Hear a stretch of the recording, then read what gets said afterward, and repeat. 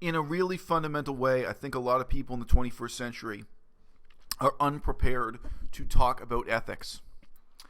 In making ethical claims, we are often making subjective claims. We're talking about who we are, how we feel, and our judgments that ultimately involve deciding to what extent other people are good or bad. Definitely, in my lifetime, the fashion has been to try to pretend that ethical differences don't exist, that religious differences don't exist. The model of the multicultural melting pot Western society was not a model built on debate. It wasn't built on a Socratic ideal or even an Aristotelian ideal of a society where people come together and debate and decide in a democratic forum what the future of their society was going to be. No, especially with the legacy of the British parliamentary system and the legacy of, ultimately, it's rooted in England's own history of religious warfare, of the Catholics trying to kill the Protestants and the Protestants trying to kill the Catholics, etc. That the way to have a multicultural society was to banish these topics from public discourse, was to say, who are you to judge me? Judge ye not, lest ye be judged. Nobody has an opinion. People pretend that religion is a private matter. And of course, makes sense in some contexts. At the office, you may not want your coworkers to know what religion you are. You may want to keep it secret or what have you. You know, there's a certain set of historical circumstances that produced boundaries to public discourse. And of course, with a really new idea like veganism. And for most of us, it is new. I mean, yes, if you grew up a Jain in India, if you grew up in Taiwan, connected to veganism as a minority movement within Buddhism or something, okay, yes, there are some ancient roots for veganism in ancient Greece, too. Some of the ancient Greek philosophers, ignored for many centuries. But for the most part, on 21st century Earth, veganism is a new idea. It's a new challenge to receive wisdom. It's a challenge to all of the assumptions about our lifestyle. For the vast majority of us, it is a challenge to exactly what our grandmothers told us was good in life. Yeah? I've said before, like learning that alcohol is bad for you is a shock in this same way to a lot of our culturally preconceived, deeply held notions. So we get into this realm of making ethical claims and having ethical debates with other people that are judgmental, that do involve the questions of who is good and who is bad, who is sane and who is insane, who is right and who is wrong. And I see vegans kind of prevaricating between the humility of having an opinion and saying, look, this is just my opinion. I'm entitled to an opinion, but this is only my opinion. And making global claims that I would call cosmological claims. I'm going to deal with a few examples in this video. For one, right off the bat, you know, I do not drive a car. I never have driven a car. But I do not make the claim that nobody should drive a car. And I do not take the next step of saying anyone who does drive a car is bad. Now, whether or not I would prefer to live in a society where nobody drives a car is an interesting debate to have. It's not really attainable, or it's just not salient to the real world as we live in it. So I think it's a lot more meaningful to talk in percentage terms. Would I like to live in a society where there was 20% less traffic or 50% less traffic? And again, I'm saying this is relevant to veganism in terms of what's attainable. Living in a 100% vegan society is not an option for most of us. But what our options really are, what our goals really are in the next few years, are even more important to talk about for that reason. Everything I eat makes its way to the store on a truck. Everything. Indirectly, everything I own, everything I need in my life has been on and off of a truck. So in a sense, it would be absurd for me to take my combination of ethical and other concerns that make me anti-car, because I am, you know, it's fair to say about me, I'm basically someone who is against the car culture and against car ownership and driving a car. As I'm trying to indicate, I'm not a maniac about it, but those are my values and those are how they fit in my life. But it would be ridiculous for me to say nobody should own a car. And I want to add further here. So currently I live in a city, even though it's a small city. I live in Victoria, on the west coast of Canada. But back when I was studying First Nations languages out in Saskatchewan, I completely accepted that if I was going to stick with that program and get a PhD and become a specialist in First Nations languages, Cree, Ojibwe, those languages, possibly including East Cree, not just Plains Cree, I'd need a truck. I wouldn't just need a car. I would need a pretty heavy-duty vehicle that could get onto logging paths and forest roads and rural roads in Canada. I would need to change my lifestyle quite fundamentally, because the people who still speak those languages are all in danger of going extinct. And any kind of charity work, any kind of positive work to make a difference involving First Nations would require me to own a car or truck of some kind. So my point is, this is an example of an opinion, of an ethical and ecological argument I have. It's one that's part of my life.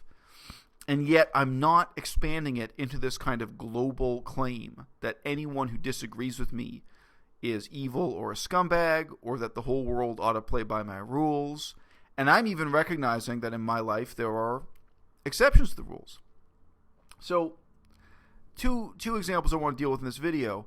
I think it's very telling to see the way vegans are struggling with what I would call the anti-natalist chic, the sort of fad for people now proudly proclaiming that they've decided to have a vasectomy if they're male, that they've decided to never have kids.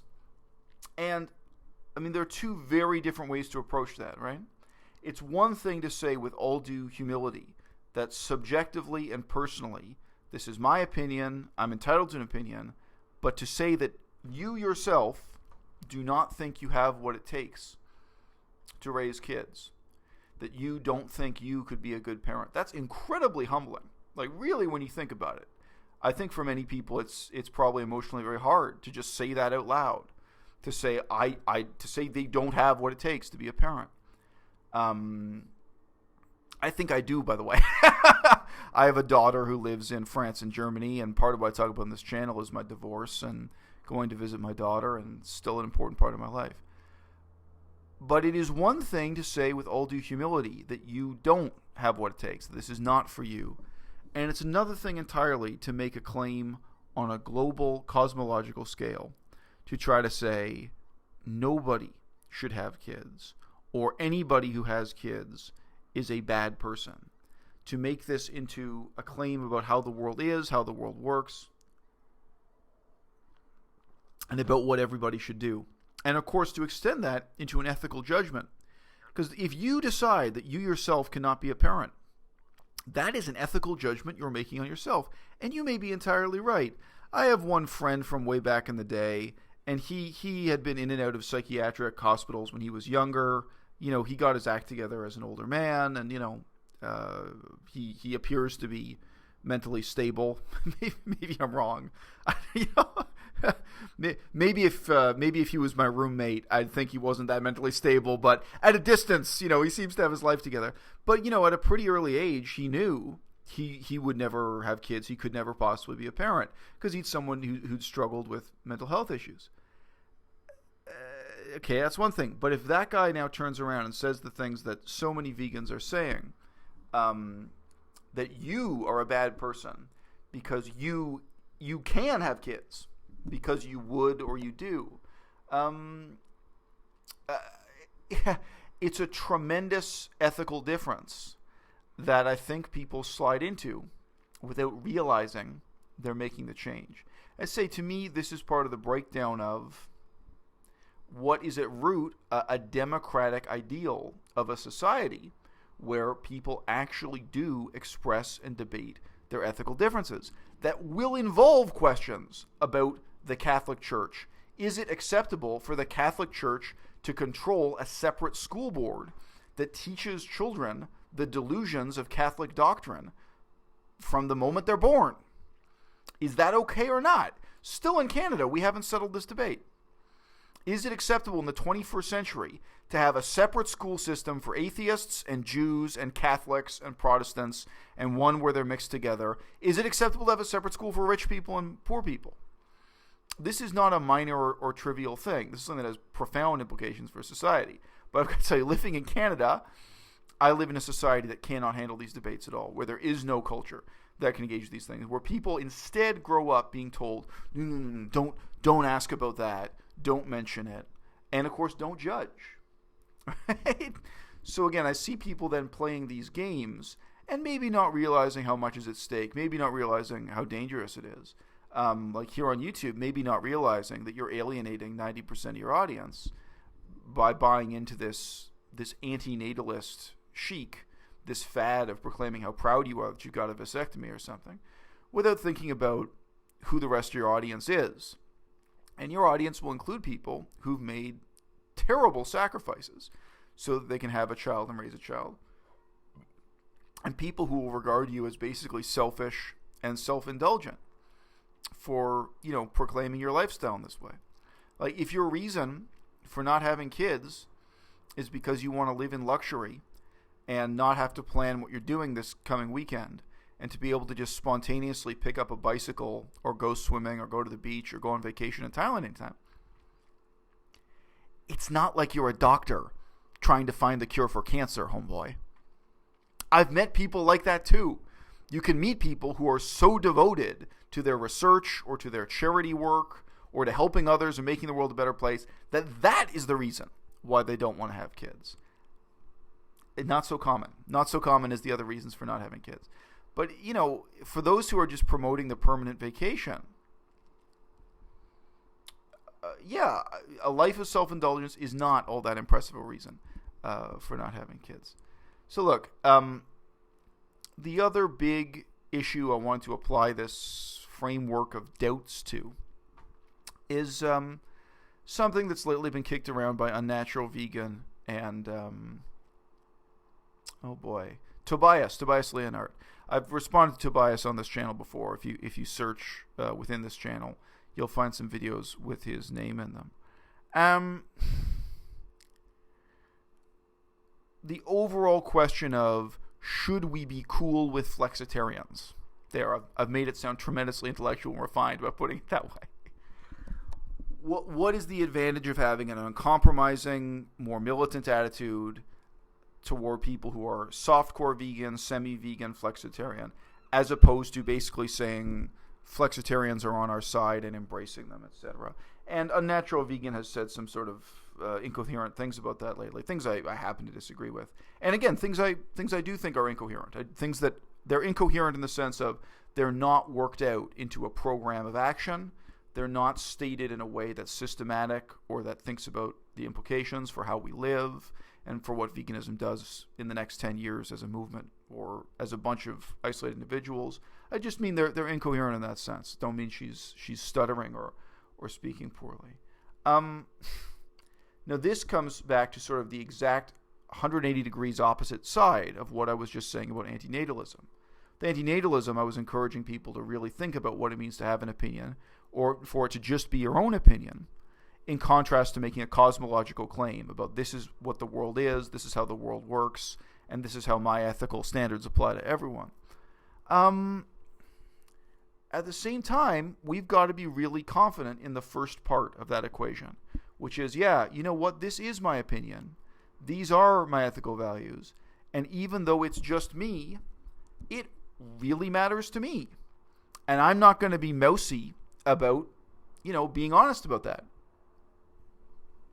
I'm not going to pretend if I go to a party and I meet 5 people and 3 of them are vegan and 2 of them are flexitarian, I don't regard you equally. I don't. I may be polite to all of you because I'm meeting you all for the first time, but you're not equal to me.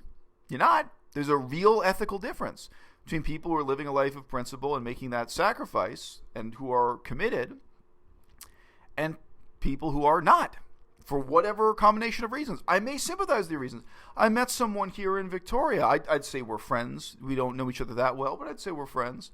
So I have a friend here, and we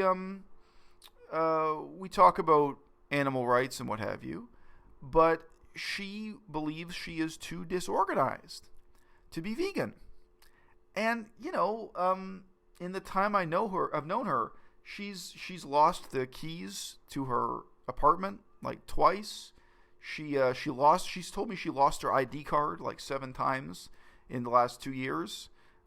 Use the ID card to ride the bus and to do daily transactions here. It's like, well, like there are some hints. Like, she seems to me to be really sincere when she's saying what she's saying about animal rights, and I don't know about her excuses. I've got an open mind right now. I'm listening, but yeah, again, my position. It's not that I'm a complete jerk to her or something, but I judge, and I have my opinion, and I have my ethics, and I'm willing to be upfront with you about it. When I was involved with humanitarian work in Southeast Asia, there would be different categories of people doing humanitarian work, sometimes even when the work was exactly the same work, when it was the same job. You could have people who were profoundly different coming from Europe to Asia to do these things. So break down what I'm saying for you real quick. Like, it was a guy like me. I was earning a local wage and in many ways living in local poverty. I think I mentioned here before, like when I lived in the capital city of Laos, I earned $300 per month. US dollars, $300 per month. And even though Laos is a third world country, it ain't that cheap. You're on the edge of poverty. And if anything goes wrong, if I had to actually go to the hospital or deal with an emergency, if I had to take an airplane flight, taking a flight costs the same for me as anyone else. So $300 a month this is truly a charity level salary. And I'm living there locally, and I'm buying my mangoes at the local market with local people and meeting local farmers. And even like the room I was renting, I wasn't living with rich Westerners. I was really living amongst local people. In another category of people, you'd have people signed up with multinational conglomerates or multinational charities, sometimes corporations, sometimes charities, who were receiving huge amounts of money, flying in and out, like they would fly back and forth between Europe and Southeast Asia repeatedly, stay in a 5-star hotel, live in luxury, and be completely cut off from the reality of daily life. Sometimes including they would be cut off from reality in the communities they were supposedly trying to help.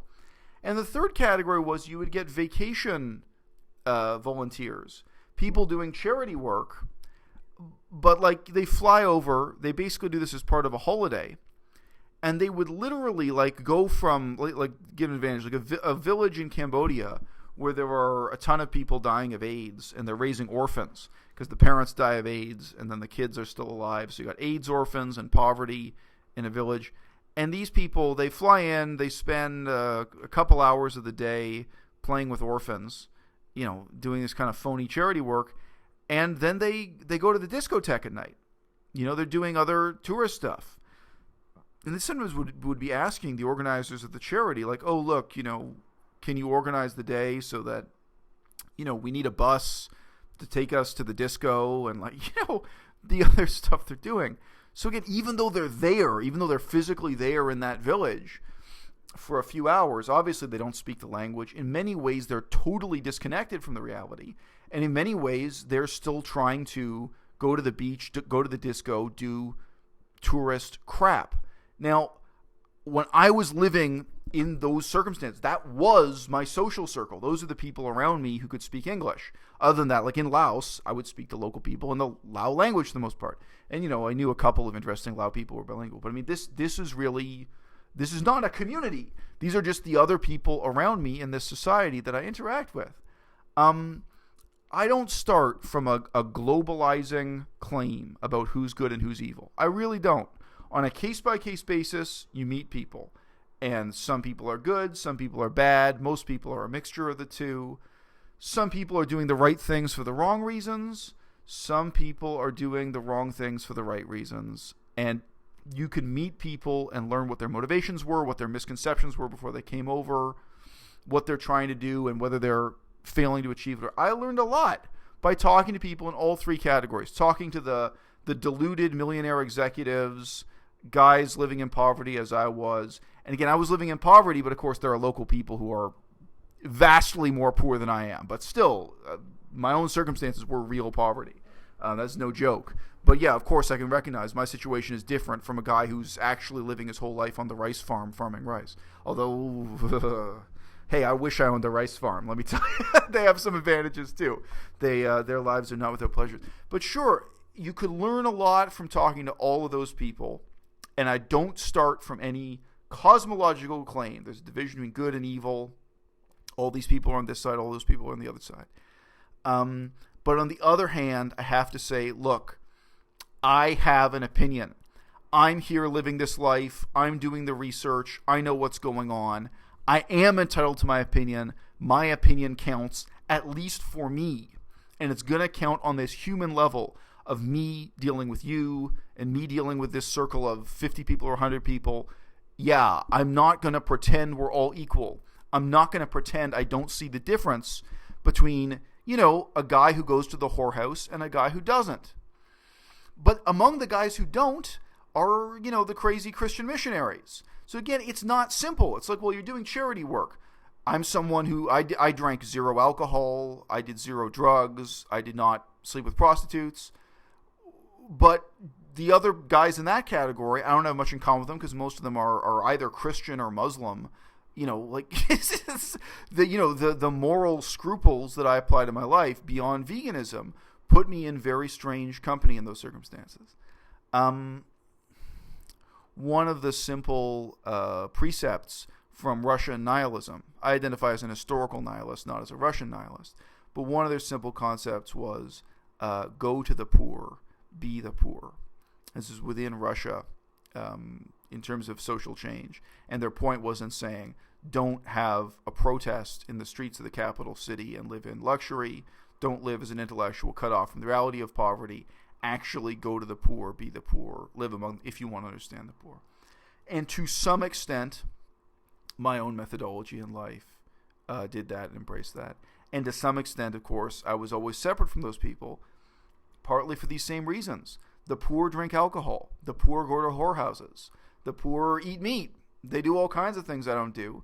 And most of the poor, if they got money, would live in a totally different way from the way I was living. They wouldn't work in a charity. They'd buy a fancy motorcycle and live in luxury and do something else with their lives. So it's not that I do this out of some delusion of solidarity with the poor or any kind of left-wing delusion.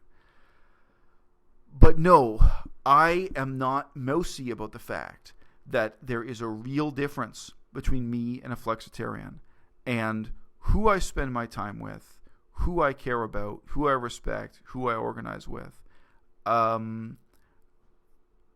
Yes, it's possible. I mean, as with all these funny contradictions, it's possible you meet a flexitarian and you end up really respecting them. I met a guy here, and he was one of my professors. He had been vegetarian in different times of his life, but then he became pescatarian, and the mercury content of the fish he was eating in a pretty short span of time totally destroyed his health. Totally. He had unbelievably horrible, life-altering, permanent health damage because he went from vegetarian to pescatarian. No joke. And now he's on a crazy diet that includes beef, even though he doesn't approve of eating beef, because his doctor was giving him all these really specific instructions on how to deal with his mercury poisoning. It's not the mercury, it's the long-term consequence of the mercury poisoning. So, you meet a guy like that. He was involved in ecological and animal rights issues, but he eats meat. Of course, I can recognize there are some really unique problems here. And maybe he's a wonderful guy and what have you. I'm not just going to sit there and judge him in a shallow and catty way. And I don't know enough about the science of his situation. It sounds like he's in a really tight situation where, he may not have any better options than eating meat. And to some extent, my heart goes out to him. But on the other hand, no, I do not agree with this approach that Tobias and Unnatural Vegan endorse. I've never heard her say it. Just recently, Unnatural Vegan has been endorsing Tobias on this, of pretending that there's any kind of moral equivalence between someone who is vegan and someone who's flexitarian. No, this is a hard line. And again, I would say the same thing. If you meet someone who doesn't drink milk just because they have an allergy, it's quite common. You meet people who eat no dairy products just because they have a health problem. Of course, that is different from someone who's made the ethical decision of looking at the fucking horror of what the dairy industry is and saying, I will not compromise. I don't want this to be part of my life. I don't want this to be part of the society I live in. And I want to get organized with other people to bring about some kind of social change so that this ceases to be a daily reality on the shelves of the grocery store next to where I live and on the farms just out of sight, just out of the reach of your ears, of cows living their whole fucking lives on a concrete floor inside a metal fence, being exploited from the moment they're born until the moment they die in this unconscionable way.